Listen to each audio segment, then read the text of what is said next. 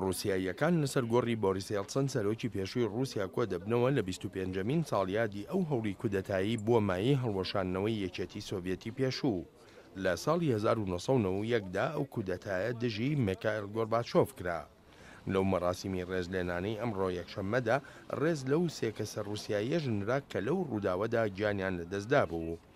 ڕۆژی 19 مانگی هەشتی ساڵی 1991 هەشت ڕێبەری تونڕەوی کۆمۆنیست دەسەڵاتیان لە گۆرباچۆف سەندەوە و ڕایانگەیان نەخۆشە، بەڵام لە ڕاستیدا گۆرباچۆف دەستگیر کرابوو.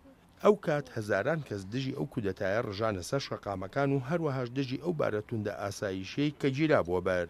لەم چەند ساڵەی ڕابردووشدا حکوومەتی ڕووسیا تا ئەندازەیەکی زۆر گرتبوونەوەکانی کۆتوبەند کردووە و ئەم بزوتنەوەیەشی بە دژایەتیکردنی دامەزراوەکانی حکوومەت ناودێر کردووە.